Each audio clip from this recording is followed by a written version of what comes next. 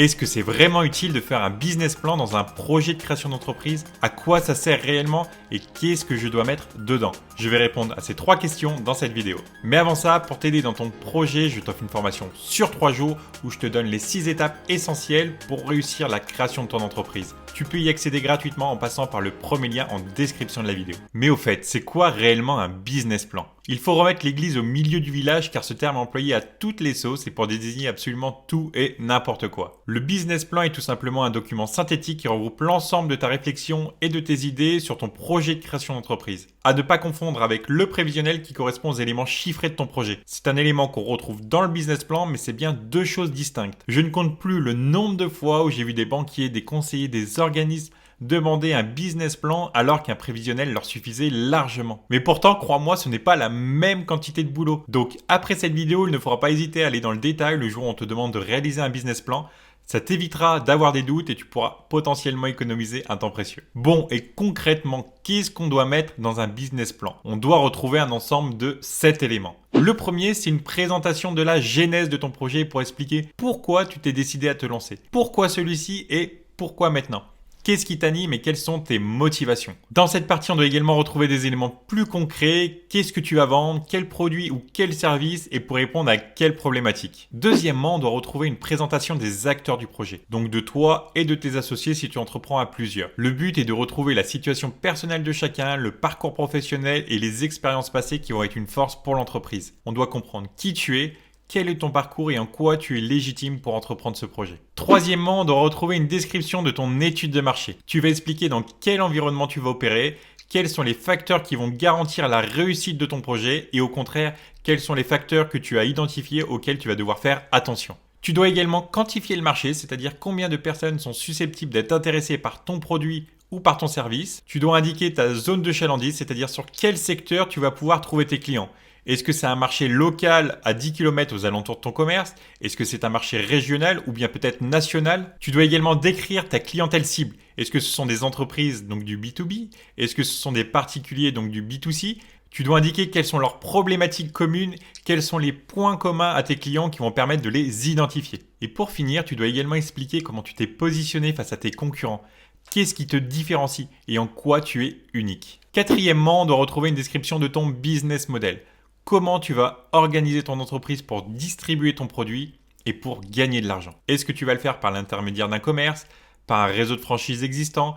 Est-ce que ça va être sous forme d'un business en ligne? Et quelles sont tes sources de rémunération? Est-ce que c'est une marge sur des produits? Est-ce que c'est un pourcentage sur des ventes? Est-ce que c'est sous forme d'abonnement? Est-ce que ce sont des produits consommables? Est-ce qu'il va y avoir de la récurrence? Ou au contraire, est-ce que ce sont des ventes en one shot?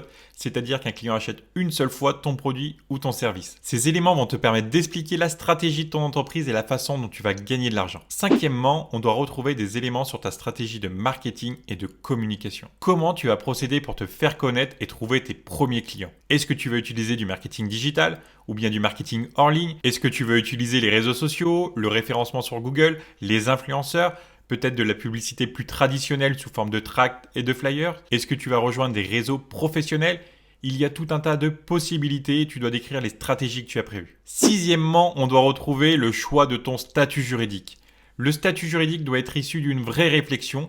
Donc on doit retrouver le statut juridique que tu as choisi car les impacts financiers, juridiques et en termes de gestion seront différents en fonction de ton choix. Et dernièrement, il faut qu'on retrouve le prévisionnel. Ça consiste à faire une projection financière de ton projet pour vérifier s'il est viable. On réalise généralement un prévisionnel sur 3 ans et on doit retrouver 2 éléments principaux. Premièrement, un plan de financement où tu vas lister l'ensemble des investissements dont tu as besoin pour te lancer. Par exemple du matériel, des travaux, des formations, un véhicule, du stock, de la trésorerie. Puis tu vas lister les méthodes que tu veux utiliser pour les financer. Est-ce que tu veux utiliser ton apport, de la love money, peut-être des prêts bancaires, des prêts d'honneur ou du financement participatif? Le plan de financement consiste à faire la liste de tout ce dont tu as besoin et de valider que tu vas avoir les fonds suffisants pour te lancer. Ensuite, le deuxième élément, c'est le compte de résultat sur lequel tu vas te projeter sur un potentiel de chiffre d'affaires, sur les charges que tu vas avoir au sein de ton activité, sur le salaire, sur les charges sociales et les différentes taxes. Le but est de vérifier que le volume de vente à réaliser est atteignable et que ces ventes vont te permettre de payer toutes tes charges,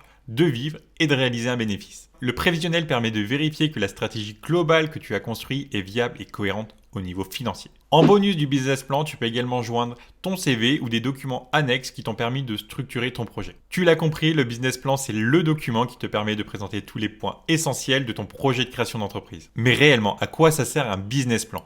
Est-ce que c'est vraiment vital pour un projet de création d'entreprise? En fait, oui et non. Non, car dans pas mal de cas, tu n'auras absolument aucune obligation à faire un business plan. Ça ne t'empêchera à aucun moment de créer ta boîte. Par contre, oui, ça sera indispensable si tu dois présenter ton projet à des comités ou à des jurys pour obtenir des aides à la création d'entreprise, par exemple, ou si tu dois demander un financement à des investisseurs ou à la banque. C'est le business plan qui va leur permettre de comprendre ton projet, d'en vérifier la cohérence globale pour t'accorder les aides et les financements. Donc dans cette situation, c'est quasiment une obligation de faire un business plan. Tu as un intérêt derrière. Tu le fais pour obtenir quelque chose. Mais est-ce que ça vaut quand même le coup de faire un business plan si tu n'as pas besoin de financement ou de passer devant des jurys? La réponse est encore oui. Le business plan, c'est un excellent outil pour te canaliser, pour t'aider à structurer ton projet de création d'entreprise de façon méthodologique. C'est vraiment une démarche pas à pas qui te permet de te poser les bonnes questions. Ça va te permettre d'avancer progressivement dans ta réflexion pour construire un projet qui va être cohérent et dont tu vas pouvoir t'assurer que tu vas pouvoir en vivre. Beaucoup de créateurs d'entreprises font l'impasse sur cette méthodologie. Bien entendu, ils vont mûrir leur projet dans leur esprit, mais ils ne vont pas avoir cette méthodologie structurée. Ils ne vont pas passer par toutes ces étapes. Ils vont simplement vivre avec leur business au jour le jour sans avoir une vraie vision de ce qu'ils veulent faire. Ils vont changer et rechanger leur stratégie toutes les semaines, ce qui va être une perte de temps, d'énergie et d'argent énorme. Pourquoi ? Tout simplement car le business plan, ça demande du temps, ça demande de se creuser les méninges, ça demande de réfléchir et c'est un effort que beaucoup préfèrent éviter. Sauf que créer une entreprise, ça n'a rien de simple. C'est stimulant, c'est jouissif, mais ce n'est pas simple. Et tu ne peux pas, du moins devrais-je dire, tu ne dois pas te lancer dans un projet de création d'entreprise sans avoir posé les bases. Et le business plan, c'est le catalyseur qui va te permettre de le faire et d'avoir cette réflexion. Donc en fonction de ta situation, tu n'es pas obligé de réaliser un business plan en bonne et due forme avec un dossier bien léché. Mais par contre, tu dois quand même passer par toutes les étapes qu'on a décrites pour construire un projet avec une réflexion logique et cohérente.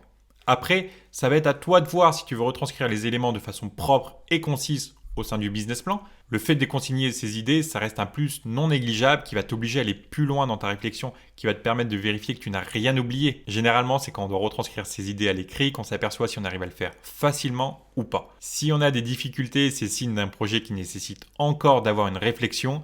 Mais si tu arrives à retranscrire facilement tes idées à l'écrit, c'est que ton projet est suffisamment mûr. Dis-toi bien que si tu le fais pour toi, on s'en moque de la syntaxe, on s'en moque de la formulation. Utilise tes propres mots. L'important, c'est simplement de poser tes idées à l'écrit pour que tu puisses vérifier que le cheminement de ton projet tient la route, que la stratégie que tu as imaginée est viable. Pour aller plus loin, je te propose qu'on se retrouve dans la formation offerte où je te donne un process à suivre pour structurer ton projet de création d'entreprise. Pour réserver ton accès, tu cliques sur le premier lien en description. Si le business plan a encore des zones d'ombre, tu peux me poser toutes tes questions en commentaire. Et si cette vidéo t'a été utile, n'hésite pas à liker et t'abonner. Merci pour l'avoir suivi, on se retrouve très vite. Ciao.